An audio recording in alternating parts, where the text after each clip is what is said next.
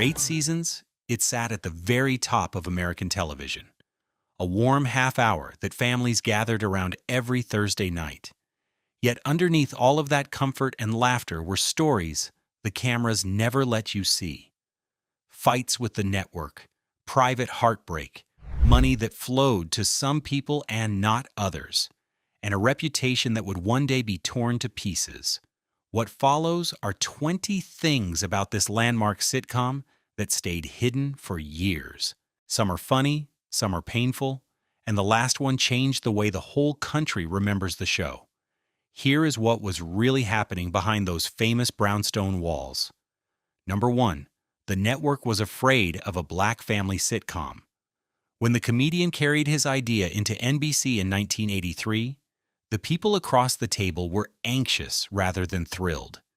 The accepted wisdom of the time was blunt. A comedy built around a black household would not sell. The executives insisted that white viewers would reach for the dial, that sponsors would decline the advertising slots, and they arrived with a stack of canceled programs and focus group reports to back the claim. He refused to shrink the concept to fit their nerves. By that point, he had already made his name in stand-up and starred in the adventure series I Spy, and he was picturing something very specific, a family that was well off, highly educated, and full of warmth, stripped of the poverty and worn-out stereotypes television usually handed to black characters.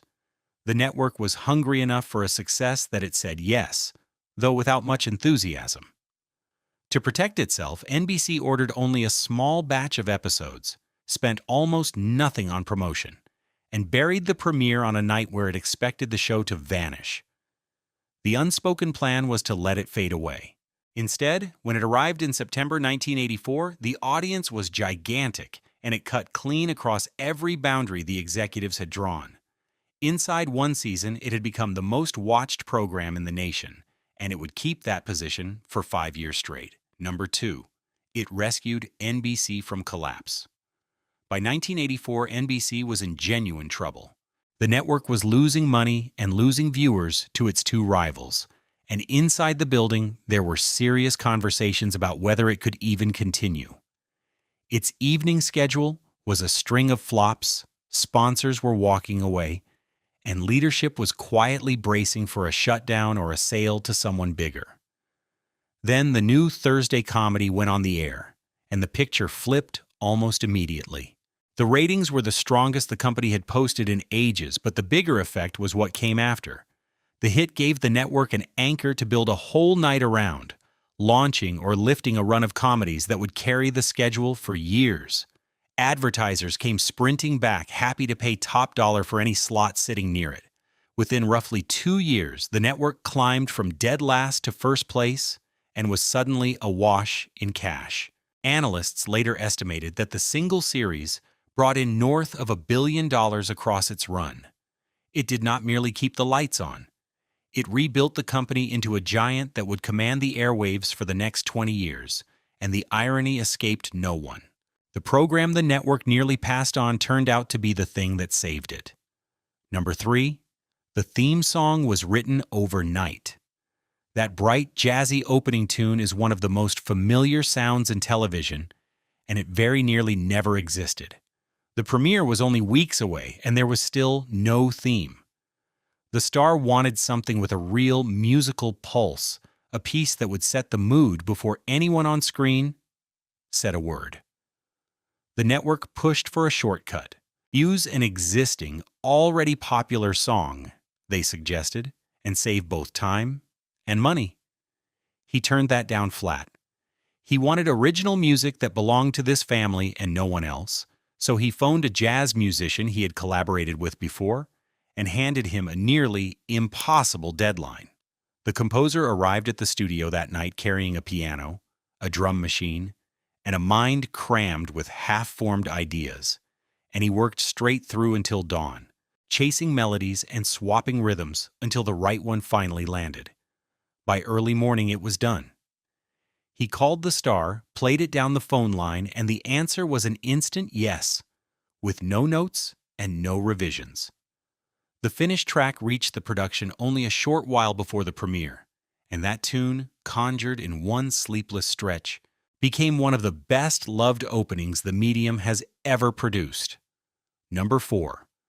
Lisa Bonet's departure was messy and hidden. The actress who played the free-spirited second daughter turned the role into a breakout. Her offbeat style and her refusal to conform struck a chord, especially with young women watching at home. And the network rewarded her with a spin-off that launched in 1987. Away from the cameras, though, the strain was building. She and the show's star disagreed about creative direction, about the image she projected, and about the choices she made in her personal life. He considered some of her magazine photos a poor fit for the wholesome brand and disapproved of who she was dating. When she became pregnant in real life by a rock musician, the situation boiled over. He wanted the pregnancy kept quiet until the season finished filming.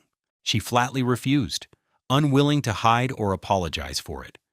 So the writers pulled her out of the spin-off abruptly and brought her character back to the original show for a single season, clumsily folding the real pregnancy into the plot. The working relationship never recovered. After that year, the daughter was written out almost completely, shipped off to another continent with barely a word of explanation. The public version was that the actress simply wanted to chase other projects. The truth was a far messier collision of values and control that neither side cared to discuss. Number 5. The iconic sweaters happened by accident. The father's sweaters were loud, busy, and totally unforgettable. Clashing colors, wild geometric shapes, patterns that seemed to break every rule of good taste.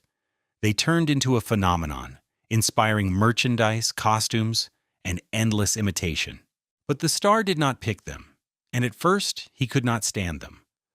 The wardrobe designer had gathered a pile of bold, abstract knitwear from small labels and vintage racks, convinced they would make the character feel cozy, human, and one of a kind.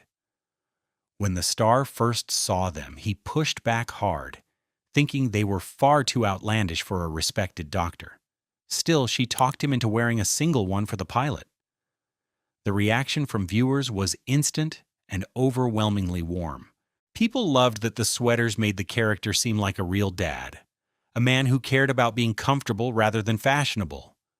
So the team leaned in, hunting down stranger and bolder designs with every passing season. Before long, fashion magazines were covering them, and other designers were copying the look. The man who had resisted from the start came to see the knitwear as a kind of signature, a splash of color that made his character recognizable at a glance. Number 6. The syndication fortune skipped the kids. Once the series wrapped, the rerun deals kicked in, and they were worth a staggering amount. Episodes played several times a day on hundreds of channels around the globe, and the money poured in for years. The star, as creator and lead, grew enormously wealthy. The actress playing his wife had negotiated a share and earned millions. Even the writers and producers collected residuals that secured their futures. The young performers who had played the children saw almost none of it. Their contracts had been signed when they were minors, and those deals left out any claim on the rerun windfall. The adults who agreed to the terms on their behalf accepted arrangements that looked fair at the time, but never imagined how vast the show's afterlife would become. So while the episodes kept generating cash decade after decade, the kids who had literally grown up on camera were locked out of it. One of them later spoke openly about the unfairness of giving 8 years of childhood to a production that made billions and still struggling with money as an adult. The others faced similar squeezes, taking jobs for the paycheck rather than the passion. It was all perfectly legal and deeply unjust, and their situation eventually helped push Hollywood towards stronger safeguards for child actors. Number 7. A 4-year-old was cast and changed the show. When the team went looking for the youngest daughter, they had a practical target in mind, a child of about 7 or 8 who could manage a script and reliably hit her marks. Then a girl of only 4 walked in, tiny and utterly unafraid. She did not simply recite her audition lines. She performed them, radiating so much personality that the room was stunned, and the star knew on the spot that he had found his Rudy. The network was less sure, doubting that someone that small could survive the grind of a weekly comedy. He pressed until they gave in, on the single condition that they could recast at once if she faltered. She never gave them the chance. From the first day, she was memorizing dialogue faster than the grown actors, landing comic beats that seemed impossible for a preschooler, and charming everyone who watched. Directors began writing extra scenes around her because she lifted whatever she was in, tossing off improvised reactions and surprising line readings, and her rapport with the star was pure magic. By the close of the first season, she had earned an Emmy nomination and become the youngest performer ever nominated up to that point. A small part had turned into the beating heart of the show. Number 8, the youngest daughter was terrified of the star.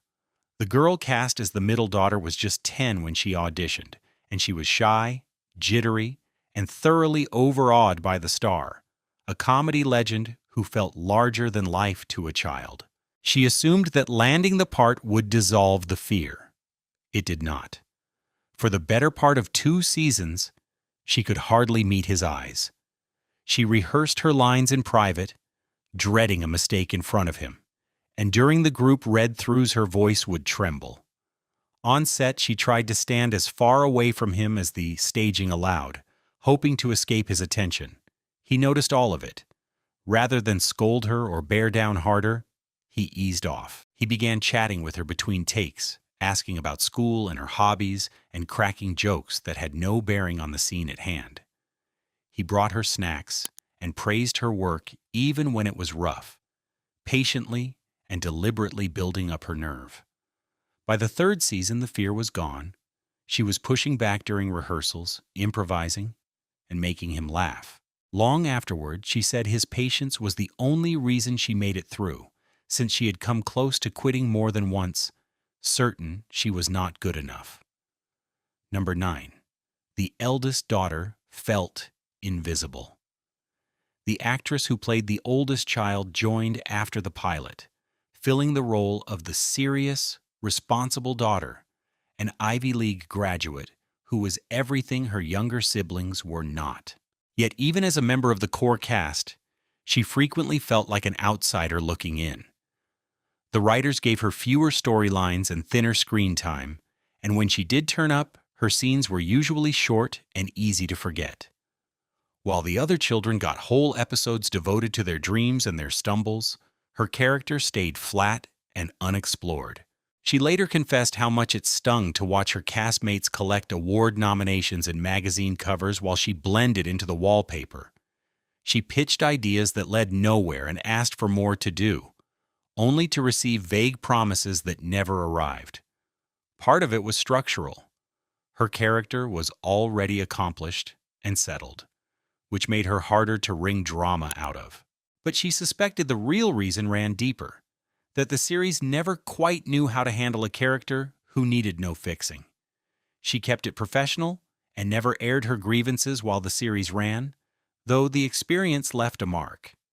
Years on, she talked frankly about feeling unseen on one of the most watched shows in the country, a bitter irony that lingered. Number 10. It pushed hard topics the network wanted buried. On the surface, the series ran on warmth and easy laughs, but the star was determined that it also confront real problems facing Black families, even when the network shoved back. In the 2nd season, the writers wanted an episode about a friend of the son who could not read. Executives said no, calling it too heavy, too preachy, not funny enough. He argued the point for weeks and finally prevailed, though only after promising to fold in more comedy. The finished episode drew critical praise, with educators applauding how carefully it handled a hard subject. Then the team set its sights on teen pregnancy, and the network went into a panic over sponsors and controversy. Once again, he held his ground, bringing in psychologists, teachers, and community figures to shape the story responsibly. The result followed a young woman facing an unplanned pregnancy and the difficult choices that came with it. with no tidy answers offered. For its moment, it was bold television, treated with honesty and care. Yet the fight to get it on the air was brutal, full of rewrite after rewrite and strained meetings with the suits. He understood something they did not. These were the realities families were living every day, and pretending otherwise helped no one. So he kept forcing the conversations, using comedy to smuggle in something deeper, and the show stayed funny without ever ceasing to be true. Number 11, they hid a real pregnancy in plain sight. The actress who played the mother carried the role with poise, strength, and flawless style. During the third season, though, she faced a complication that could have upended her character. In real life, she was expecting a child, and the producers chose to keep the baby out of the storyline completely. Her character already had 5 children on the show, and a 6th did not fit the world they had constructed, so the real pregnancy had to vanish from view. The wardrobe department went to work. They dressed her in roomy blazers, long coats, and flowing dresses, parked her behind sofas and counters, and had her clutch oversized handbags and briefcases in front of her middle. Whenever they could, they kept her seated. The camera adjusted too, leaning on close-ups of her face instead of full-length shots. In one installment, she spends nearly the entire runtime at the kitchen table, her waistline completely out of view. The crew turned into experts at visual sleight of hand, staging scenes so cleverly that most people at home never caught on. She gave birth during the break between seasons, came back to work a few weeks later, and the series rolled on as though nothing had changed. It was a conjuring trick performed episode after episode, proof that the best secrets are sometimes the ones sitting right in front of you. Number 12. A cast member ended up bagging groceries.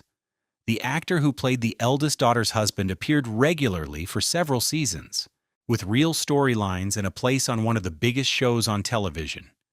When the series ended, though, the work dried up.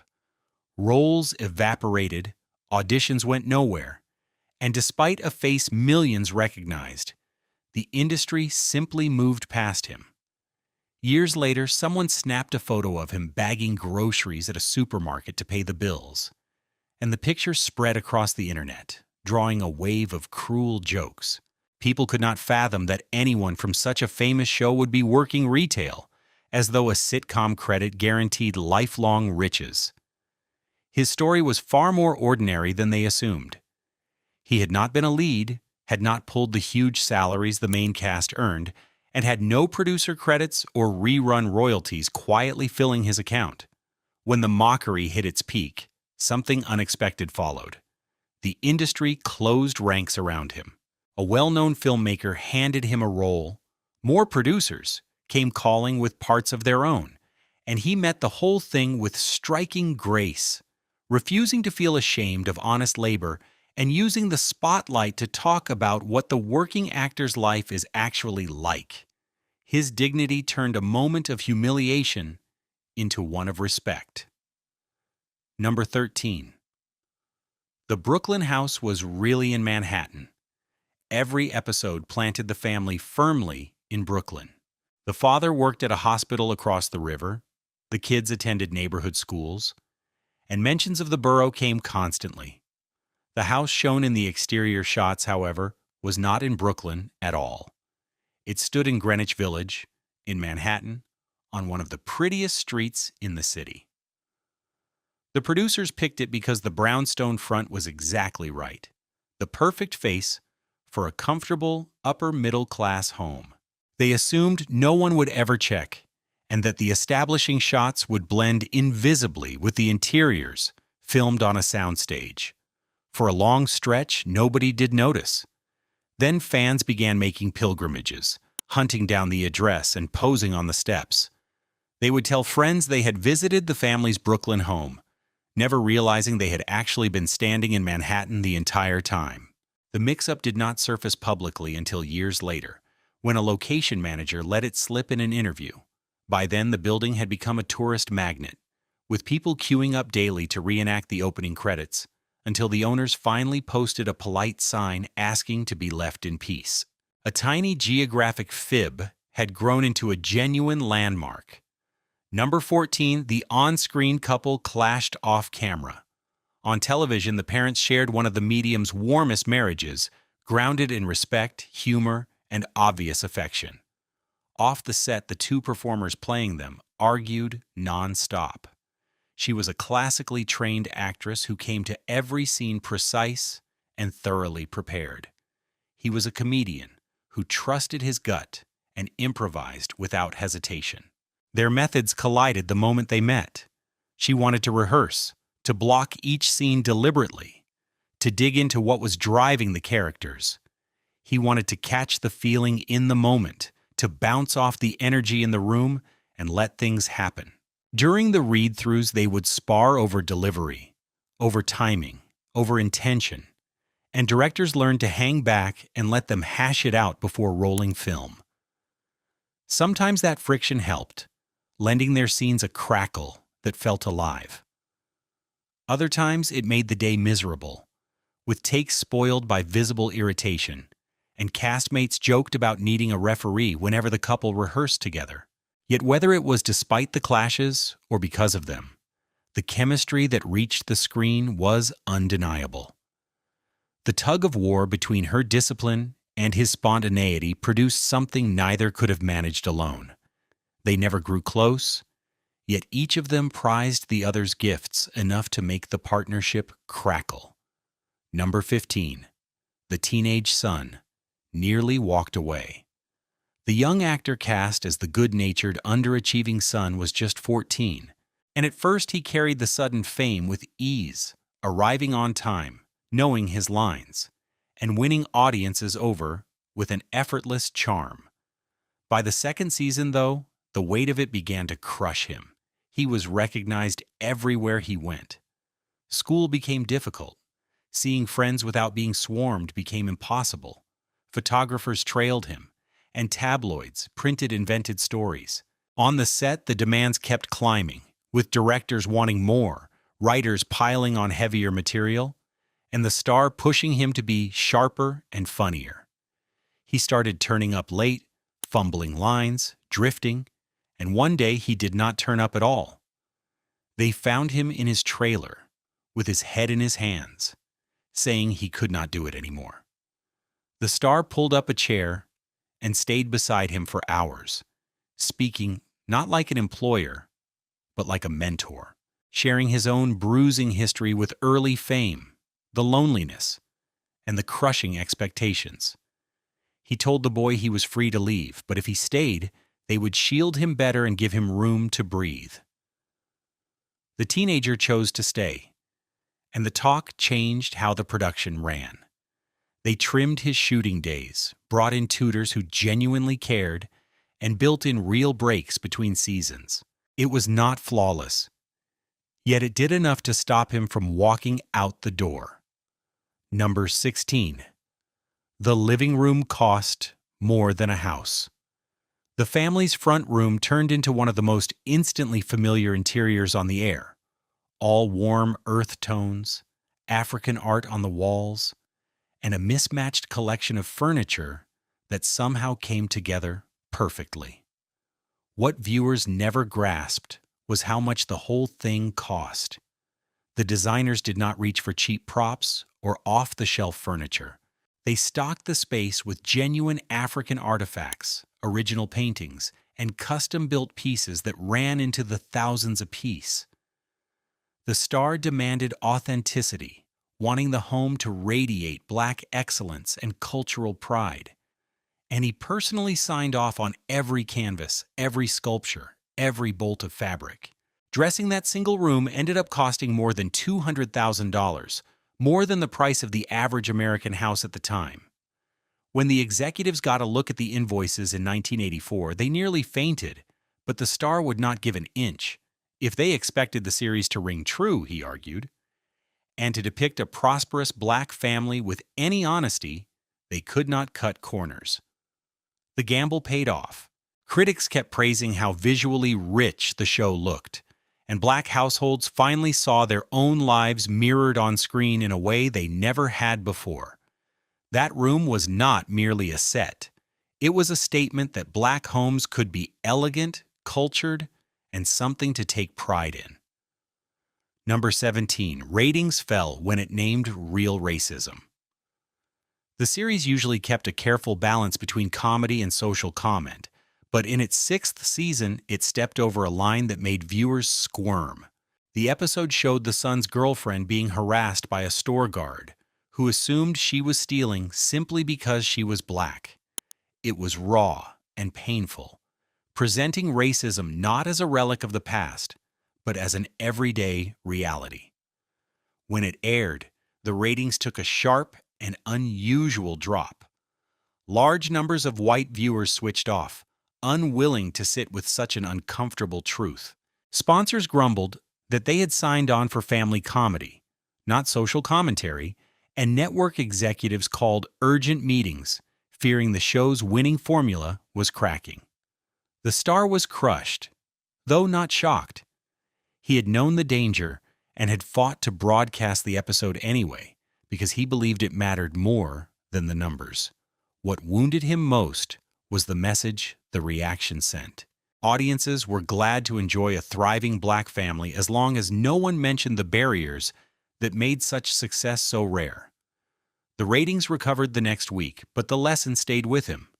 The nation would only tolerate so much honesty, even coming from a series it insisted it adored. Number 18. The Star quietly rewrote the writers' scripts. The show employed a gifted writing staff, award-winning professionals turning out stories week after week. The Star did not always trust their instincts. He would carry scripts home, read them through the night, and come back the next morning with sweeping changes. Whole scenes rewritten, jokes swapped, plots redrawn. At times, he altered dialogue only minutes before filming, scrawling notes in the margins and passing them to the actors on set. The writers were livid.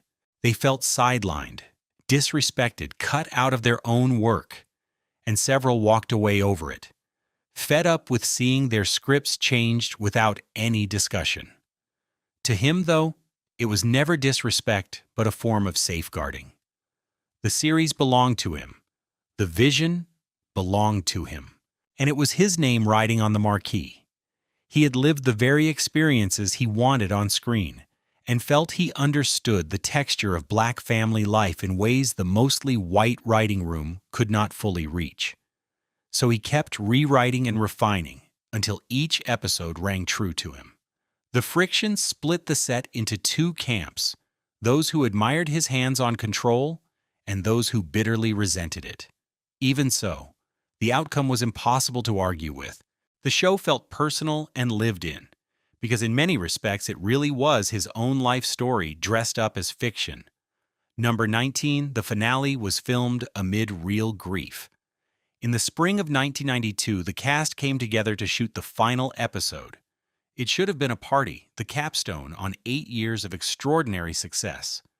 But the atmosphere on the set was somber and thick with unspoken sorrow. Only weeks earlier, the star's only son had been murdered, shot during a robbery while he changed a flat tire on the side of a road. The loss devastated a man who had spent his whole career celebrating fatherhood. Now, in the cruelest way imaginable, his own life as a father had ended in tragedy. Production had halted right after the death to give him time to grieve. But when the cameras rolled again for the finale, everyone could see he was shattered.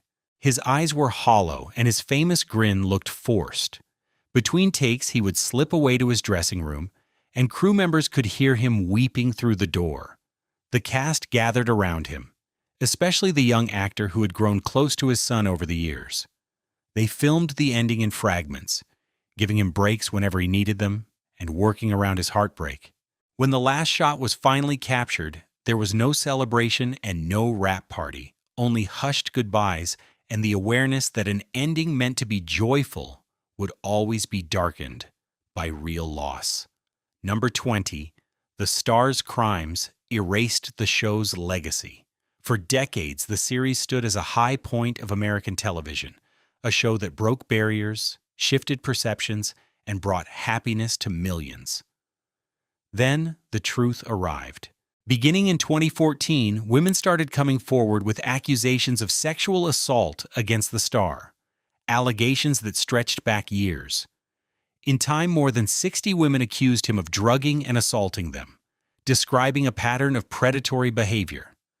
In 2018, he was convicted and sent to prison, and the man who had played America's favorite father was exposed as something monstrous.